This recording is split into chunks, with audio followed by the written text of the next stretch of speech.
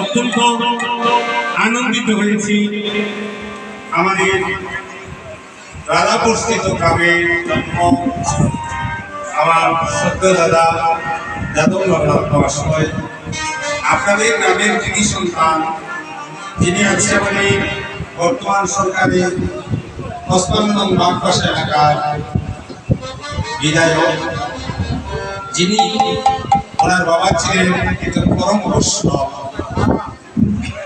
অক্ষয়নাথ। আজকে তিনি স্মৃতিকে সুতো ধরে আজকে একটা জায়গায় এসেছেন, এটা আপনাদের গর্ব।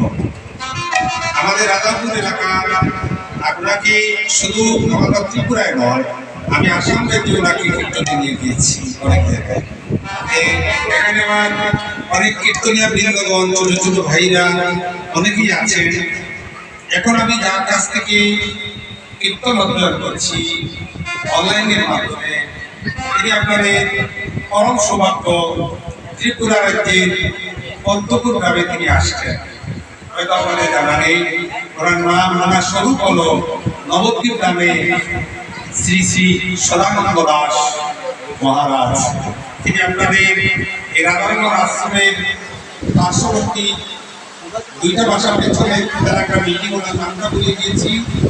ওনার বাড়িতে তিনি মাঘ মাসের 2 তারিখ থেকে 8 তারিখ পর্যন্ত ভাগবত সপ্তাহ পাঠ করবেন। তিনি আসছেন, ওনার সঙ্গে আমার যোগাযোগ হয়ে গিয়েছে, তার টিকিটও হয়ে গিয়েছে। তিনি প্রথম মাঘ মাসের 1 তারিখে আমার বাড়িতে আসবেন।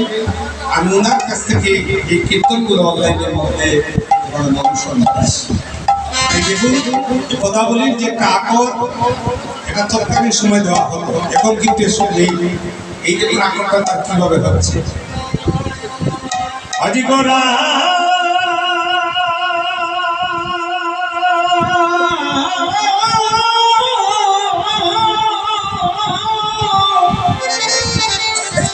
রাগটা হচ্ছে এই যে আমাদেরকে রাগ হচ্ছে মোহিনী সুর। মোহিনী সুরের মধ্যে এই তালটা হচ্ছে গৌরাঙ্গ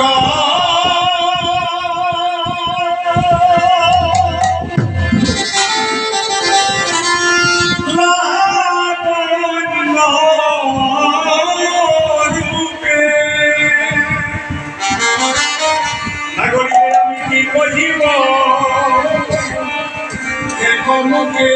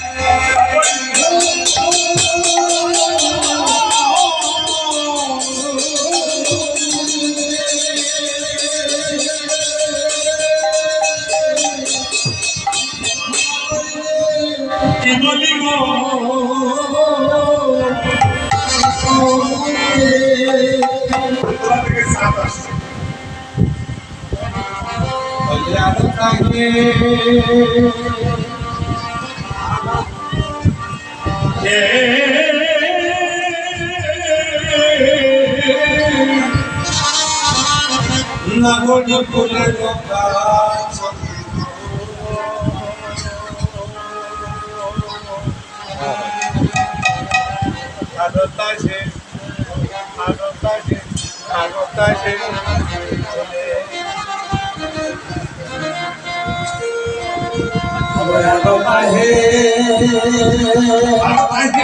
ফুলের গাছ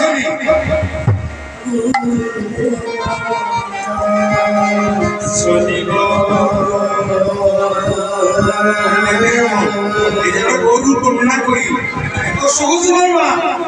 বৈষ্ণব পদাবলী সাগরে না ডুবলে রুমরুম গান গাইলে এই পথ জানা যাবে না। গৌরাঙ্গ লাবণ্য রূপে কি কইব এক মুখে, আরো তাহে ফুলের কাছদি। আরে দেখতে কেমন জানো নাগরী রে কথা রোচা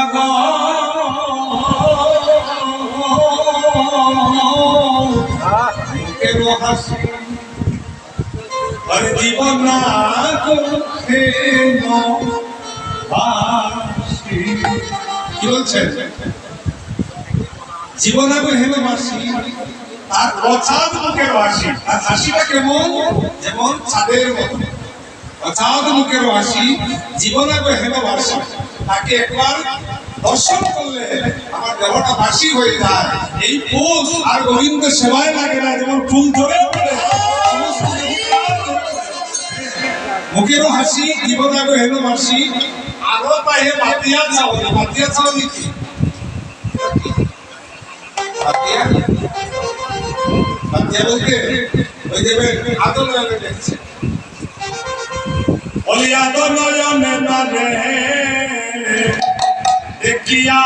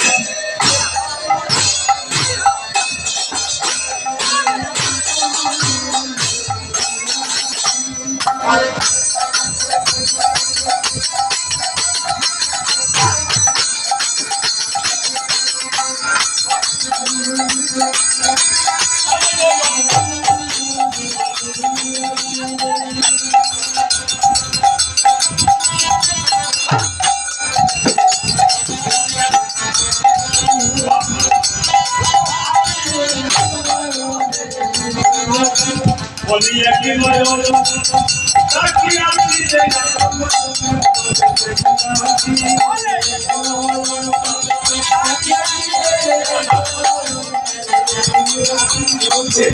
আদনয়নে লিখেছে ভাইরা, যখন গুণগাটা দেবে তখন কোন দিকে গুণটা বেশি দেবে, কানে গুণ দিকে, বাম দিকে রাখে না ডান দিকে রাখে, ডানে না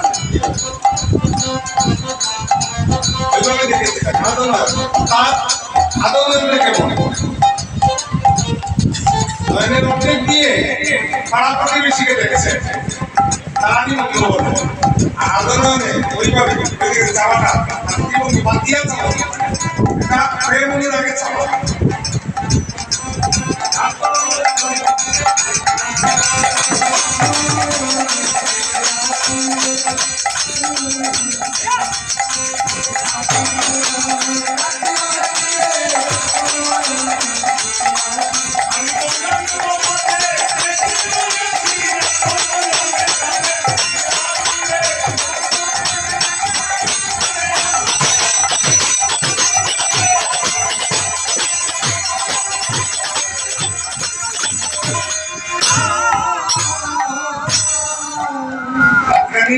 আমি দর্শন করছি, যেই মাত্র দর্শন করছি আমি আমার সবকিছু কোথা থেকে পড়ে গিয়েছি।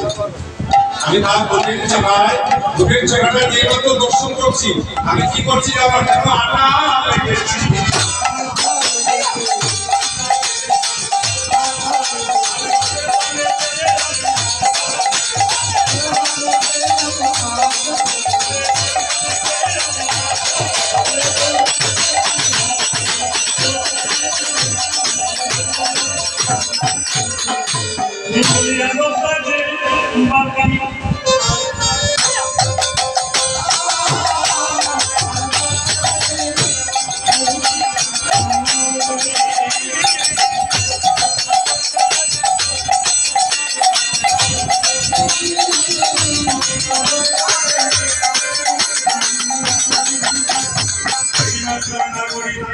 দর্শন করেছি। আমি আদনয়নে তাকে দেখছি, আর আদনয়নে মানুষকে দেখছি, পাড়া প্রতিবেশী, আর ওইভাবে একটা নয়ন দিয়ে তাকে মুচকে হাসি দিয়েছি। তাই নাগরিক বলছে, আমি আমি কেন গেলাম জলে সই গো,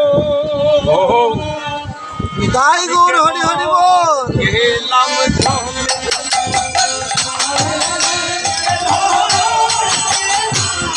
জলে সই গো, গেলাম জলে।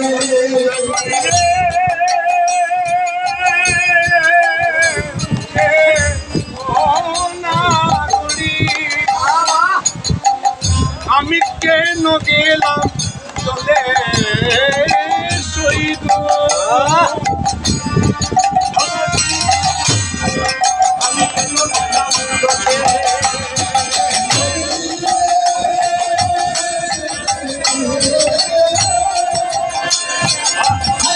কেন গেলাম চলে।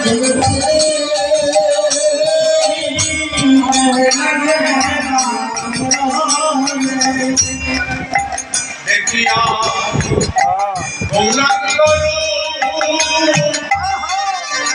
আমার লাগে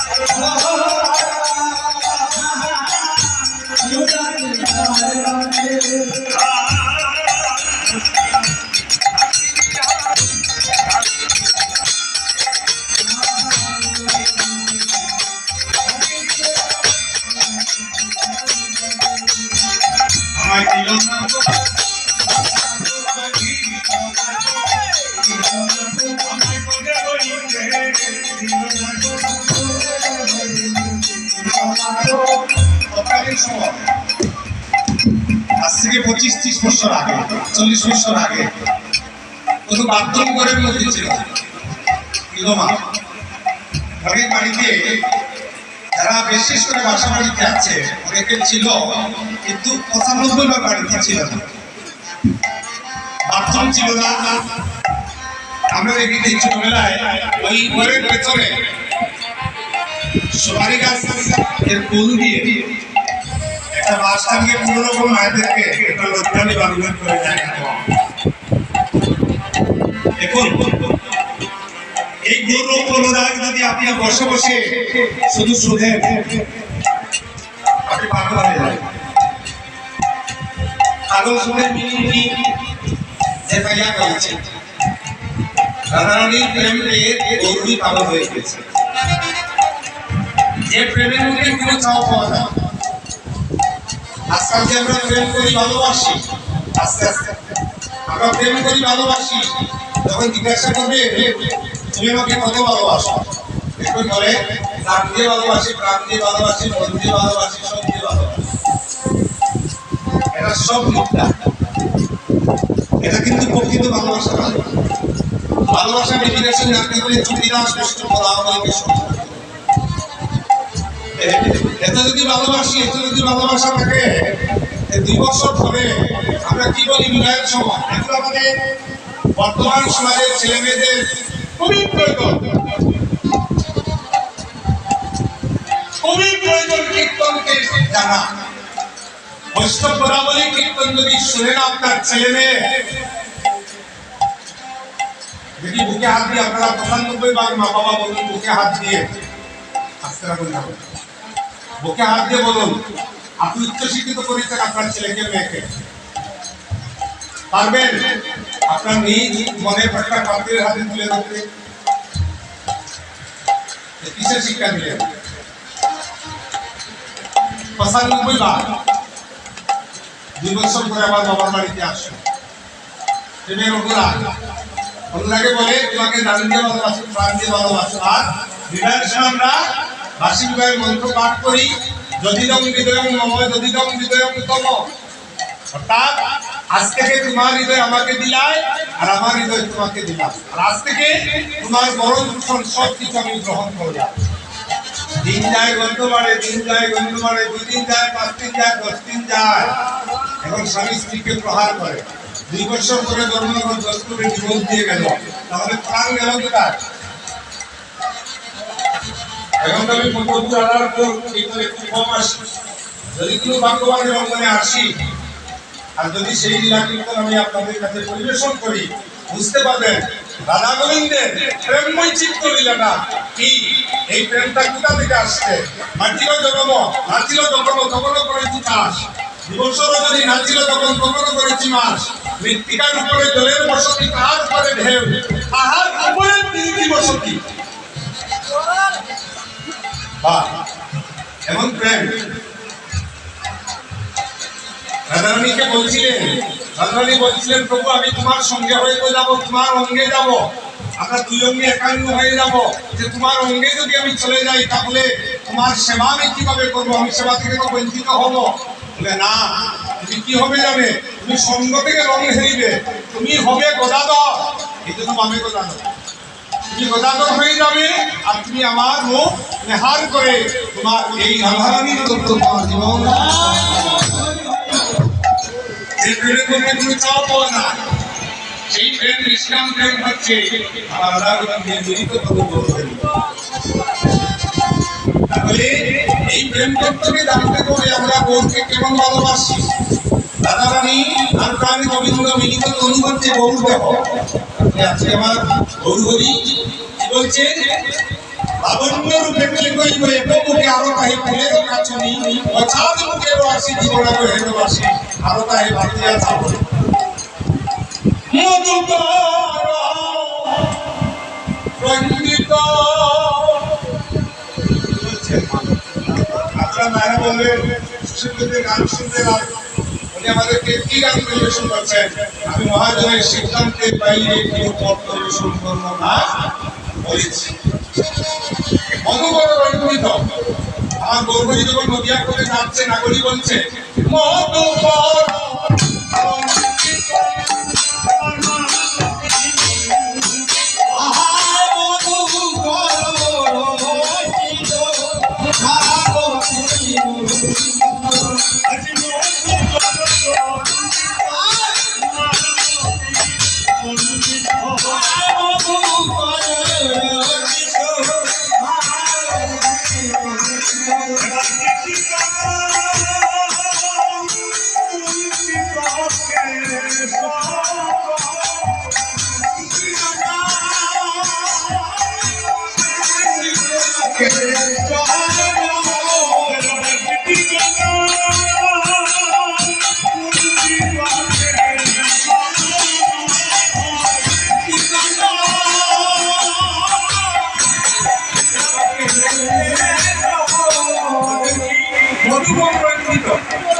আমার গৌরী প্রথম ব্যক্তি কি মধুকর রঞ্জিত কিভাবে দেখুন এইভাবে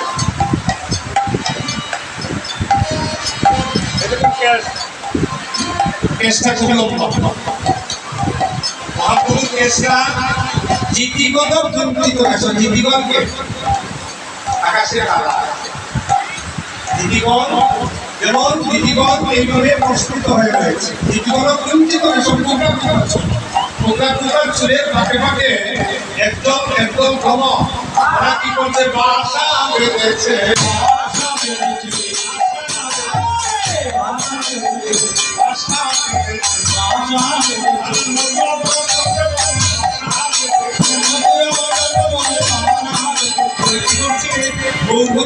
টুকরা টুকরা চুলের ফাঁকে ফাঁকে তারা বাসা বেঁধে আছে যে গৌরী যখন রাজারানীর নাম উচ্চারণ করবেন আর অদরামৃত জন্মে তারা ফট করে যেন মধুটা করতে পারে। তারা কি করছে মৌমাছির মতো তারা গুনগুন গুনগুন গুনগুন করবে।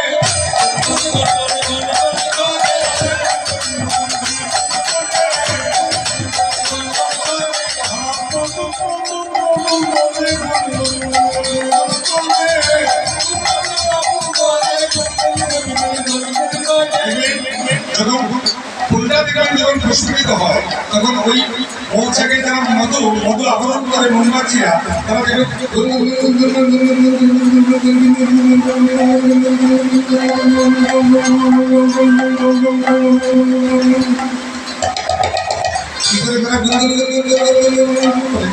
গৌরী তো এইভাবে চলছে চুলটা পড়েছে পেছনের দিকে মধু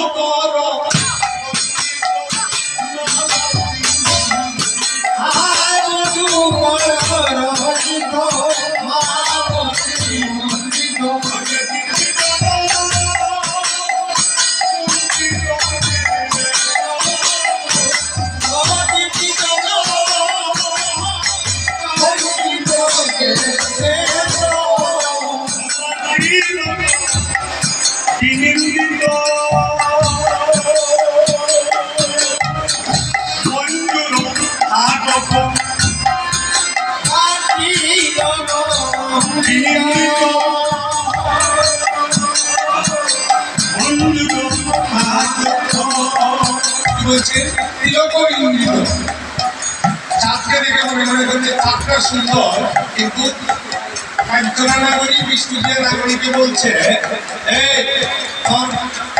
তোর গৌরী কিন্তু তোমার চাঁদটা খুব সুন্দর বলছে তোর চাঁদ শুধু রজনীতে উদয় হয় আর আমার গৌরবী যদি জীবনে কারো হৃদয় তোমার উদয় হয় কথার বাসি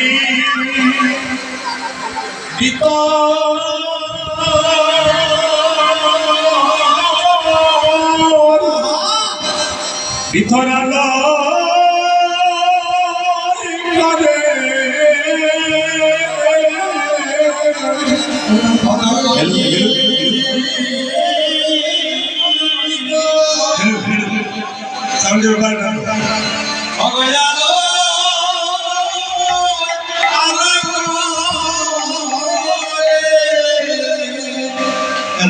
যদি একবার হৃদয়ে বাজে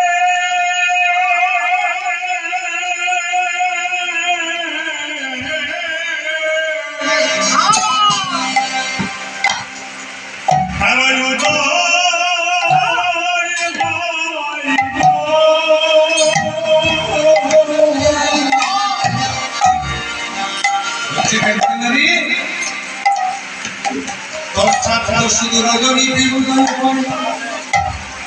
আর আমার গৌরবী কবি কারো হৃদাকাশে